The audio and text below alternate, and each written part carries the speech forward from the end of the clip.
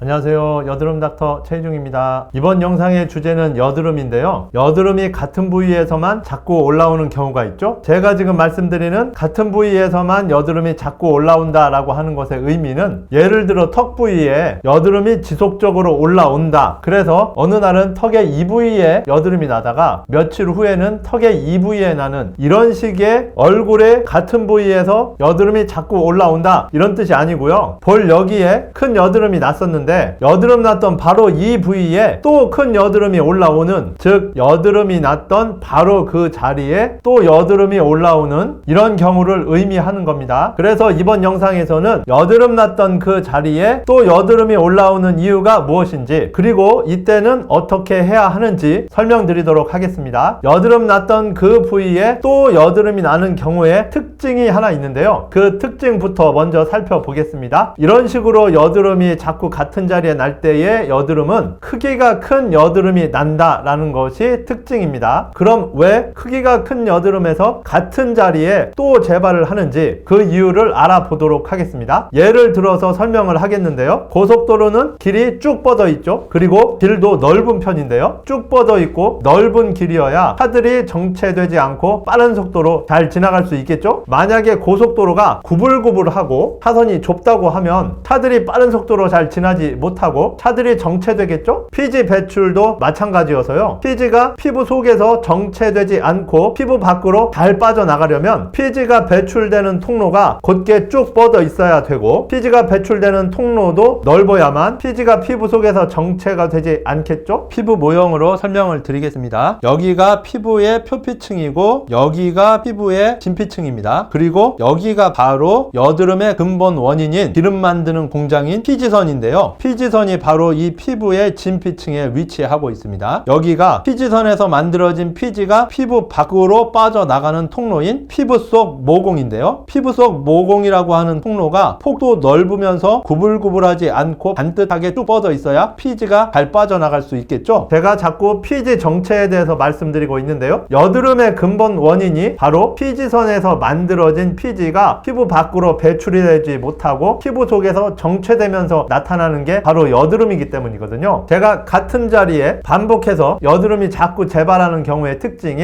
크기가 큰 여드름이 난다라고 하는 것이라고 말씀드렸죠. 크기가 큰 여드름이 난다라고 하는 것에는 숨어있는 의미가 있는데요. 바로 그 부위의 피지선의 활동이 그 주변의 피지선의 활동보다 훨씬 활발하다라는 의미가 숨어 있습니다. 한마디로 기름 만드는 공장의 크기가 다른 공장들에 비해서 크고 공장도 쉬지 않고 활발히 돌아간다는 건데요. 이렇게 되면 어떻게 될까요? 그 부위에서는 피지를 엄청나게 많이 만들어내겠죠? 피지를 엄청나게 많이 만들어내면 또 어떤 일이 벌어질까요? 피지가 피부 밖으로 배출이 잘 되지 않고 피부 속에서 피지가 고이게 되겠죠? 물이 흐르지 않고 고이면 썩게 되잖아요? 피지도 배출이 안 되고 고여 있으면 그 부위에서 염증이 발생하게 됩니다. 염증이 발생하게 되면 염증 부위에 피부 손상이 일어나게 되겠죠. 그림으로 설명을 드리겠습니다. 넓게 쭉 뻗어 있던 피지 배출 통로가 염증으로 인해 손상을 받으면서 피지 배출 통로에 변형이 발생하게 되는데요. 이와 같이 구조적으로 변화가 일어나서 폭이 좁아지는 곳도 생기고 구불구불해지는 곳이 생기면 피지가 배출되다가 여기서 정체가 되고 여기서 정체가 되고 이렇게 자꾸 정체가 되겠죠. 이런 일이 자주 일어나면 같은 자리에 유독 똑같은 여드름이 다시 재발하게 되는 겁니다. 왜 같은 자리에 여드름이 자꾸 재발하는지 그 원인을 요약해서 설명해 드릴게요. 우연히 그 부위에 피지선의 크기가 크고 피지선의 활동도 많은 그러한 피지선이 자리 잡고 있는데, 이로 인해서 염증이 발생하다 보니까 피지 배출 통로에 구조적인 변화가 왔고, 이런 이유 때문에 같은 자리에 자꾸 피지 배출이 정체되면서 여드름이 발생하게 된다라는 것이 요약이 되겠습니다. 이제 원인을 설명드렸으니 그럼 이러한 여드름이 자꾸 재발할 때는 어떻게 해야 하는지 그 해결책에 대해서 알아보도록 하겠습니다. 이 현상을 되돌리려면 구조적인 변화가 일어나 있는 피지 배출 통로를 다시 쭉 뻗게 하고 폭이 넓어지게 이렇게 바꾸어 놓으면 되겠죠. 근데 지금까지의 의학 수준으로는 이렇게 구조적인 변화가 일어난 피지 배출 통로를 예전의 그 환경으로 되돌려 놓을 수 있는 방법이 아직은 마땅히 없습니다. 구조적으로 변형이 온 것에 대해서는 어떻게 할 수는 없다라고 말씀드렸죠. 이 의미는요, 해결책이 임시 방편적 부분적인 것이지 근본적인 해결책은 못 된다라는 것을 의미합니다. 재발을 막으려면 근본 원인을 뿌리 뽑아야 하는데 근본 원인을 뿌리 뽑을 방법이 현재로서는 없기 때문에 근본적인 해결책은 없는 게 현실이고요. 이런 여드름이 올라올 때마다 그때그때 대응해주는 방식으로 해결할 수밖에 없는데요. 이제 해결책에 대해서 결론부터 말씀드리겠습니다. 이런 여드름이 올라올 때 그때마다 염증 주사를 맞으십시오. 이게 가장 빠르고 쉬운 현실적인 해결책입니다. 의사니까 자꾸 병원 가라고 하는 거구나 라고 생각하실 수도 있으실 텐데요. 이런 여드름이 저한테도 자꾸 난다고 하면 저도 어쩔 수 없습니다. 염증 주사 맞는 수밖에는요. 여드름 자가관리법이라는 게